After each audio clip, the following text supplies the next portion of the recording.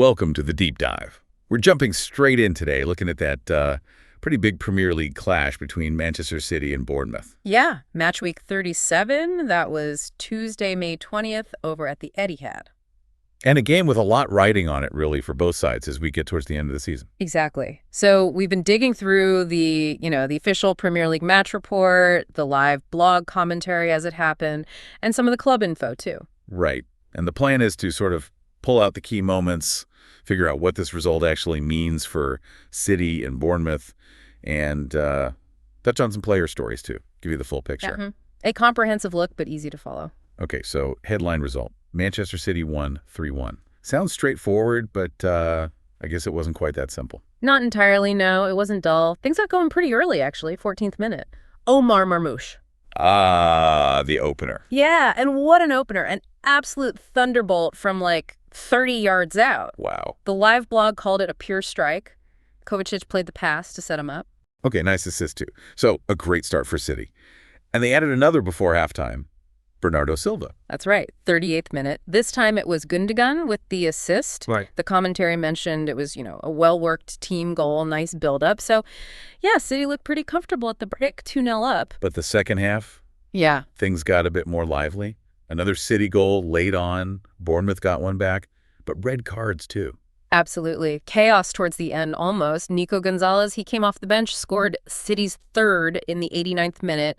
Mateus Nunes got the assist for that one. Right, sealing the deal. Pretty much. But before that, yeah, the red cards definitely changed the dynamic. Kovacic got sent off for City. That was around the 67th minute. And then just 6 minutes later, Lewis Cook for Bournemouth saw red, too. Oh, wow. Both teams down to 10. Exactly. And the live blog suggested, maybe both decisions were a bit controversial, got the fans talking. Right, so maybe a bit of frustration creeping in. And there were yellows handed out, too, weren't there? There were. Huyson and Araujo for Bournemouth in the first half. Then Ederson for City and Tavernier for Bournemouth picked up yellows later on. So the ref, Thomas Bramall, he was kept busy then. Definitely had his hands full, yeah. And substitutions, obviously, Gonzalez made an impact. Anyone else significant coming on? Well, for City, the big one was probably Rodri coming back. Ah, yes, he'd been out since September, hadn't he? Big injury. Serious knee injury, yeah. So the crowd gave him a huge cheer when he came on, according to the commentary. That's a massive boost for them. Definitely. And for Bournemouth. Justin Kluivert came on for David Brooks at halftime.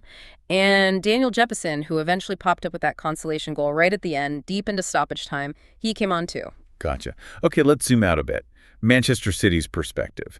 This win feels pretty vital for their season aims, right? Oh, absolutely crucial. The match report makes it clear this pushes them up to third, really strengthens their grip on a Champions League spot for next season. And they just need, what, a point in their last game against Fulham to guarantee top 5. That's the situation, yeah.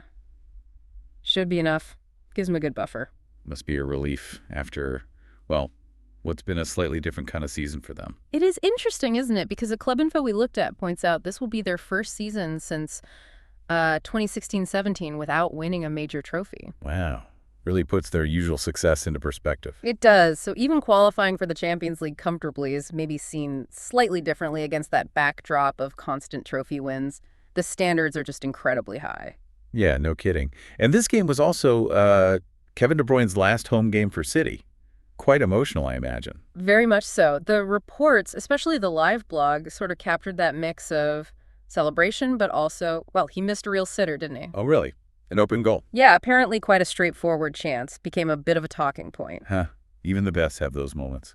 Exactly. But the main feeling was just, huge appreciation for everything he's done for the club.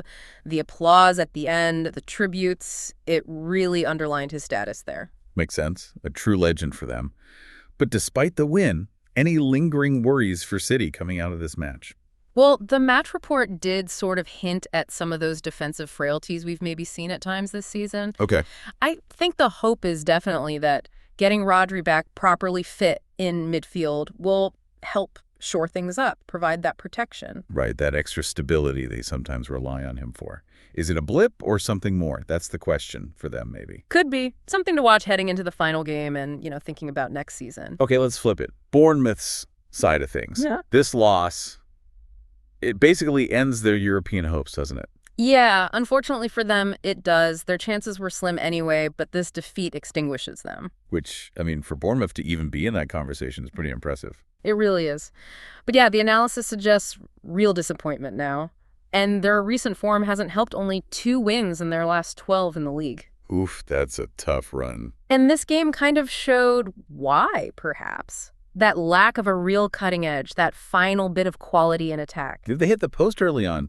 Evanilson? They did, yeah. When it was still 1-0, the report highlighted that as a key moment, if that goes in. Changes the game completely, potentially. Could have, yeah. But generally, the commentary noted they struggled to consistently trouble City's defense until Jebbison scored right at the death. And they're losing a key player, too, aren't they? Huysen. Yeah, Dean Huysen. His move to Real Madrid is confirmed. That's a big loss. He's looked very promising. A blow for next season, for sure. So what's left for them? They play Leicester next, who are already down. Right. So it's a chance maybe to just end the season on a positive note, get a win, maybe try a few things out, looking ahead, give the fans something to cheer about after this recent slump. Let's talk individuals again. Marmoush's goal sounds like it was special. Oh, yeah. The match report called it unstoppable. Dipping, swerving. Keeper had no chance. One of those moments of brilliance. In De Bruyne, we mentioned the missed chance, but the farewell itself. Yeah. It's funny, isn't it? He has that one moment, but it doesn't overshadow everything else. The fans focused on the years of service, the amazing passes, the big moments he has delivered. That miss is just a footnote, really. True. Silva getting his goal, Gundogan with another, just consistent quality there. Exactly. Standard stuff from them, almost. And Nico Gonzalez scoring off the bench. That's always good for a player's confidence. Definitely. Gives the manager another option. And for Bournemouth, Daniel Jebbison getting that late goal, it didn't change the result, but good for him to get on the score sheet. And Evanilson. That missed chance early on. Those are the moments to look back on, I suppose. They really are. Especially against the top teams, you don't get many clear sights of goal. You have to take them. That could have really shifted the momentum. And Rodri's return. That's a big positive narrative for City, coming back from that injury. Huge. Shows his importance, his professionalism to get back relatively quickly, too. Okay, tactics briefly. Both 4-2-3-1 formations, apparently. Anything stand out tactically from the reports? Not a huge amount of detail in the sources we looked at, actually. They focused more on the goals, the cards, the result. Fair enough. But yeah, both using 4-2-3-1 suggests they were looking to match up, probably rely on those midfield battles and the quality of their attacking players just behind the striker, which ultimately City had more of on the day. Makes sense. And just for the record, officials, Thomas Bramall was the ref, Nick Hopton, Derek Eaton assistants, Robert Jones fourth official, Paul Tierney and Craig Taylor on VAR. Yeah, and with 2 reds and a few yellows, you can bet the officials' performance was being discussed, even if the reports don't analyze every decision in depth. That's just how it goes. Okay, so let's wrap this up. Key takeaways. City get a massive 3-1 win, boosting their Champions League hopes. Yeah, solidifying that 3rd spot. It was also De Bruyne's emotional farewell at home. For Bournemouth, meanwhile, their European dream is over after a tough run, and they'll look to finish on a high against Leicester. And what stands out, really, is that contrast. City playing with that pressure of expectation, needing the win for the top 4. Bournemouth, maybe less pressure overall, but still holding on to that slim European hope. Different mindsets going into the game. Which brings us to something for you, our listener, to think about. When you look at City and Bournemouth this season, this match, highlighting their different situations, what single thing do you think matters most in deciding where a team ends up in the Premier League? Is it sheer individual talent? Is it the manager's tactics, squad depth, money, team spirit, or, something else entirely?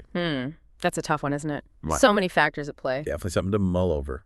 Thanks for joining us for this deep dive.